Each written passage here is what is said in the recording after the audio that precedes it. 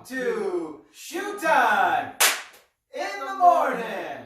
How's it going out there, young men and young women? Hope everyone is doing well. Hope you've had some opportunities to talk to your parents, even your older brothers and sisters, your little brothers and sisters too. I mean, you're the model for them. But get to know your family. Hope you're building and getting everything going from that accord.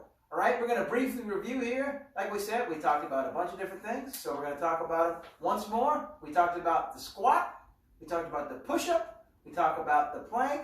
We talked about the mountain climber. And we talked about the Morn burpee, all right? Now, remember, we want you to do these things in a progressive overload fashion. What that means is that you do 5 to start. If you can only get 3, that's okay. Do those 3. Next time, try to get 4. Right? If you did 5 originally, this time move it up to 6. Always try to do 1 better than you could before. And Mr. Morn is going to give us an example of the burpee, just so you remember. So last time you saw me, I did 1. I'm going to do 2 now to stick with Mr. Schumaker's progressive overload truth. Okay, I'm going to do 2. I did 1 before. I'll do 2 now. Also, after I'm done with these burpees, Mr. Schumaker is going to share some other types of things you can do for exercise. Here we go. 2 burpees. This is game speed. Last time I taught it, I went a little bit slower, but this is game speed. This should take me about, probably about 30 seconds to do. Well, no, it won't take that long. Take about 8 seconds per burpee. So let's time it. Oh, boy. So I'm talking 16, 17 seconds. Here we go. Count slow. Count slow. Ready? 1, 2, 3, 4, 5, 6, 7, 8, 9, 10.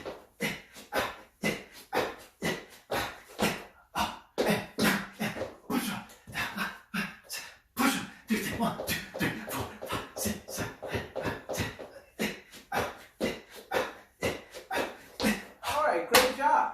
That's pretty good. Now, here's one thing that I want to point out that he did a very good example of. When you're doing whatever it is you choose to do, that could be anything. That could be your trumpet, your math problems, whatever you do. The key of what makes that successful is not the fact that he only did them, but with a high intensity. So always make sure you're pushing yourself to do things at the best that your ability allows you to do at the current moment that you're doing it. So, great job for Mr. Morn. Now, we taught you these before. I already want you to do them morning, and then at some point in the afternoon, usually after lunch and you settle down, you're good to go. Do it then and right before you go to bed. But here's the key. We're all different individuals. We have different interests, all right? You got to vary it, and you got to get out and do certain things. So, some of you guys are fortunate enough to have a pool in your backyard. If that's the case, get out and swim a few laps in your pool, all right? If you got a jump rope at home, go in the backyard or in the garage and do some jump ropes. If you're fortunate enough to live next to one of the hiking trails or close by, or you have a parent that is willing to take you out there, go for a hike. Go for a walk in your neighborhood with your family. Maintaining whatever the current guidelines are at the current moment. Make sure you maintain and respect those. But the key is variance in the exercises. And you want to do all this stuff. You want to stay consistent. But the human body is such a mastered adaptation. If you do the same thing over and over again, your body's just going to figure out how to do the same thing while making it the most efficient with putting out less energy. Now, all that is to say is, whatever you like to do, get out and do it. Make sure you have all your interests met, but make sure you do it with intensity. Make sure you do it with consistency. I was thinking, too, to add to that, you can swim the laps. I used to do this. Swim the laps, get out, do a burpee, get back in, swim a couple of laps, get out, do a burpee, rest, then take a hike later, something like that. Don't forget also, we taught you the dips. Remember the triceps with the chair? Try to mix those in, too. Mr. Schumaker, I have a question for you that we received. Ask away.